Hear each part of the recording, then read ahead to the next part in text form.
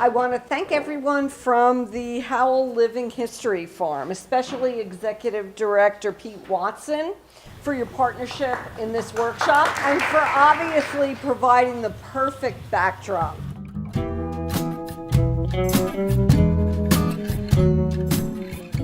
Jack, Chester, get up.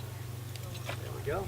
So today we're showing people a skill that almost everybody who lived during the times we're interpreting, Revolutionary War period, would have had, and that's driving horses. You would know how to drive them in teams, single, and sometimes in bigger hitches.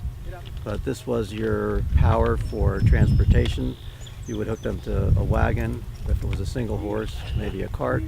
Oxen, same thing. If you were plowing a field, you would typically need a team. If you were plowing a garden, you might just need one because it's a smaller plow.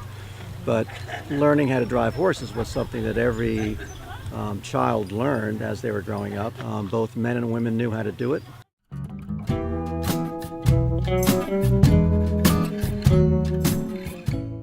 Before we talk about roles on an 18th century farm, I want to talk about what a farm was in the 18th century. You know, we have this notion today that, you know, anyone involved in any kind of agriculture, growing of any kind of crops, was a farmer. You know, a lot of people in the 18th century grew vegetables. You know, blacksmiths in a town or a shoemaker may have had a garden.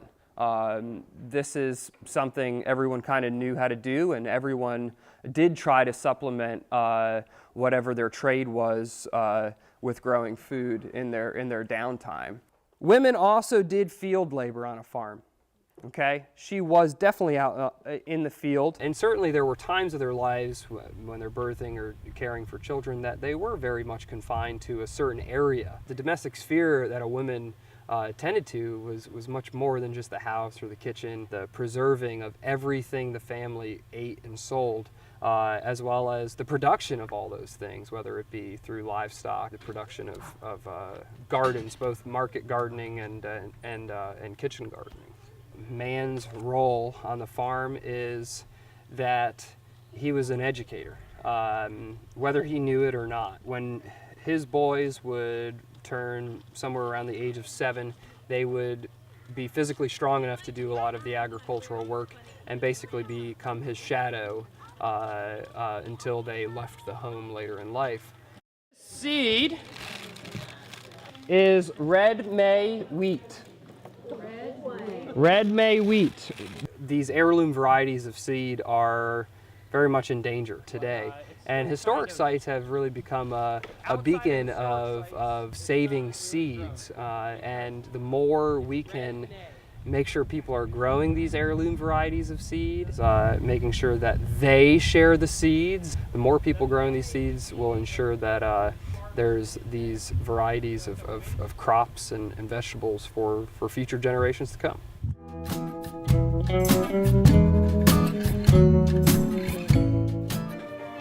Back and set, turn around yourself, chorus, forward.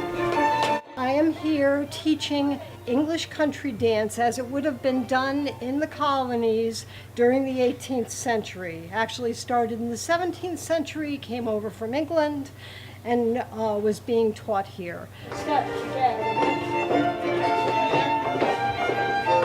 And the bridge. Step. Something I might be able to bring back to my group and in my museum and have a session like that. It's interesting. I had forgotten I signed up for the dancing and I thought it was more presentation than participation, but it's always a fun thing. Keeping the hair clean and vermin-free was a challenge. If a person did not wish to shave the head, a fine-tooth comb would help.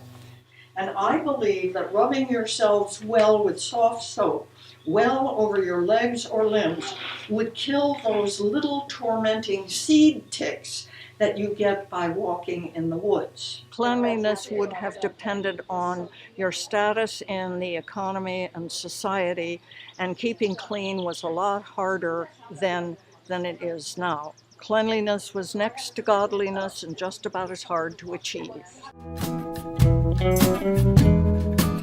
They should have their foundation laid in common sense and a manly sincerity, and, in a word, be such as a prudent woman need not blush to receive, nor a discreet man be ashamed to look back upon, when the doubtful courtship is changed into the matrimonial certainty.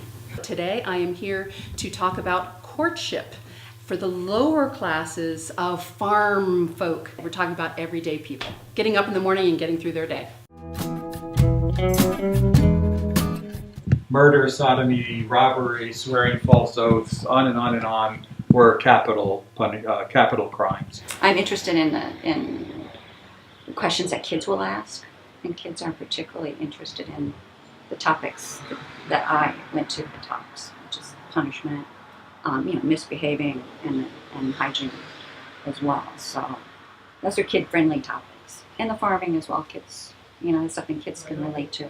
I think that America owes a debt of gratitude to what happened here. If you go to the battle monument, inscribed on its side is all of our hopes were blasted by that unhappy affair at Trenton.